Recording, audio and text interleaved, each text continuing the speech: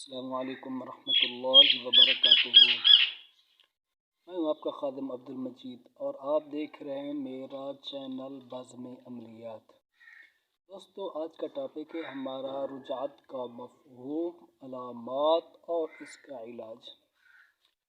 رجعت کا معنی لوٹنے کے ہے، مطلب کہ کوئی بندہ کسی چیز پر کوئی ضرب لگائے یا کسی کو مارے، لیکن اس کو لگنے کے بجائے اس کو خود لگ جائے، یعنی وار تو انسان کسی اور پر کر رہا ہو لیکن اس وار کا شکار خود ہی ہو جائے، اس کو رجعت کہا جاتا ہے، یعنی واپس پلٹنے کے معنی میں آتا ہے۔ یہ عملیات کی اصطلاح میں رجعت کہتے ہیں کہ عامل کے کسی عمل کے اندر بگاڑ پیدا ہو جائے، بگاڑ آ جائے اس کے اندر۔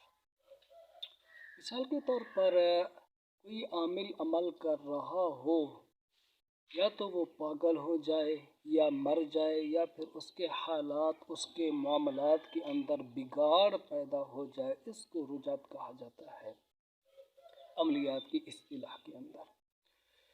یا تو عامل بغیر استاذ کے کرے۔ دیکھیں، ہر فن کو سیکھنے کے لیے استاذ کی ضرورت ہوتی ہے، اسی طرح عملیات کے اندر بھی استاذ کا ہونا ضروری ہے۔ بعض لوگ یہ کہہ دیتے ہیں کہ جی اس میں استاذ کی ضرورت نہیں، کسی کتاب سے دیکھ کر کے کوئی وظیفہ، کوئی چلہ شروع کر دیا، پھر کیا ہوتا ہے؟ یا تو وہ دماغی حواس کھو بیٹھتے ہیں، یا ان کے معاملات کے اندر بگاڑ پیدا ہو جاتا ہے، یا جنات اسے جان سے ہی مار دیتے ہیں، یہ وجہ ہوتی ہے۔ یا بسا اوقات استاذ تو ہوتا ہے لیکن استاذ کی ہدایات کے اوپر پورا عمل نہیں کیا جاتا۔ استاذ نے بتایا کہ یہ تسخیر کا عمل ہے، حصار کے ساتھ کرنا ہے، لیکن کوئی اگر بغیر حصار کے اس کو شروع کر دے تو نقصان اٹھائے گا۔ جن کو حاضر کر رہا ہو اور حاضر کرنے سے قبل اپنا حصار، مریض کا حصار نہ لگائے تو ایسی صورت میں بھی رجعت کا شکار ہو جاتا ہے۔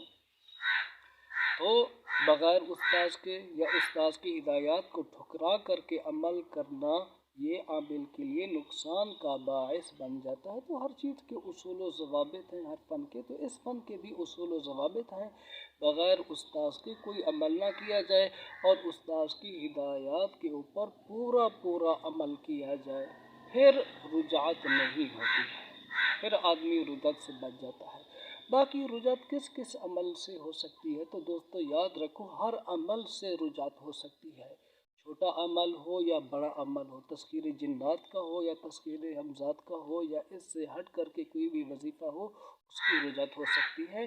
اس کی مثال میں یوں دیتا ہوں کہ دیکھو، جس طرح زخم بندوق سے لگ جاتا ہے، تلوار سے لگ جاتا ہے، اسی طرح کیل سے، چھری سے بھی زخم لگ جاتا ہے۔ تو عمل چھوٹا ہو یا بڑا ہو، ہر عمل کی رجعت ہوتی ہے۔ باقی کیسے پتہ چلے گا کہ یہ بندہ رجعت کا شکار ہے؟ تو دوستو، ایک تو ہوتی ہے تھوڑی سی رجعت اور ایک ہوتی ہے بڑی رجعت۔ بڑی رجعت کیا ہوتی ہے؟ اس کے اندر عامل کلی طور کے اوپر کیا ہو جاتا ہے؟ پاگل ہو جاتا ہے، نہ اس سے دین کا پتہ، نہ دنیا کا پتہ، نہ کھانے کا پتہ، نہ پینے کا پتہ، نہ سونے کا پتہ، کسی چیز کا اس کو پتہ نہیں ہوتا، اس کے دماغی حواس بالکل ختم ہو جاتے ہیں۔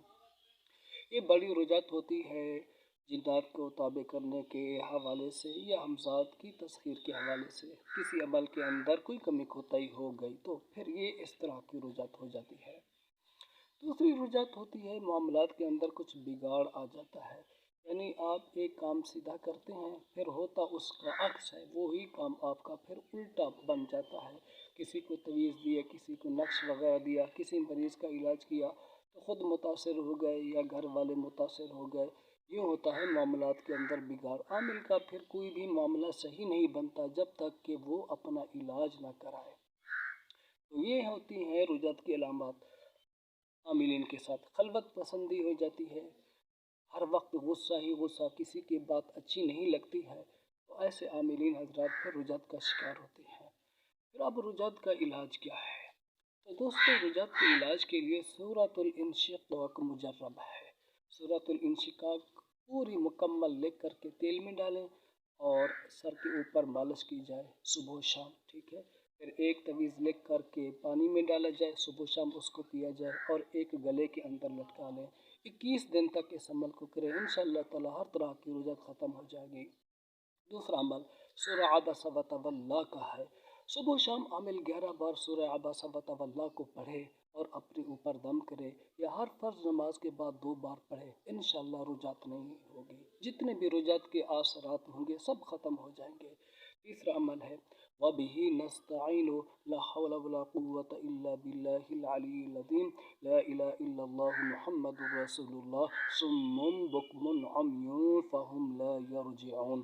तो ये 3 अमल मैंने आपको बता दिए। पहला सूरह इंशिकाक का, दूसरा सूरह अबसा व तवल्ला का, तीसरा इसी दुआ का वबिही नस्तईनु ला हौला वला कुव्वता इल्ला बिल्लाहिल अलिय्यिल अज़ीम ला इलाहा इल्लल्लाहु मुहम्मदुर रसूलुल्लाह सुम्मुम बुकमुन उम्युन फहुम ला यरजिऊन। इसको कितनी तादाद में पढ़ना है? 360 बार 21 दिन तक मुसलसल पढ़ करके अपने ऊपर दम करते रहें। इंशाअल्लाह हर तरह की रुझान ख़त्म हो जाएगी।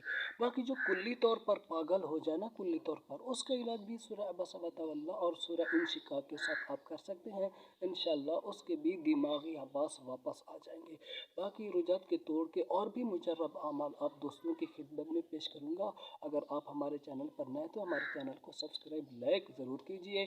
अगर कोई फ़न अमलियात के हवाले से कोई अमल हमारी निगरानी में करना चाहे तो अपना मुकम्मल तारुफ़ करवा करके फिर इंशाअल्लाह ताला हम उसको कुछ ना कुछ अमाल करवा देंगे, जितना वो करना चाहेगा। बिलखुसूस इतिकाफ़ का अमल आप हमारी निगरानी में कर सकते हैं। सूरतुल मुज़्ज़म्मिल का भी, सूरतुल जिन का भी, सलामुन कौलन मिर रब्बिर रहीम का भी, आयतुल कुर्सी का भी और आयत कुतुब का भी इंशाअल्लाह हम अपनी निगरानी में करवाएंगे।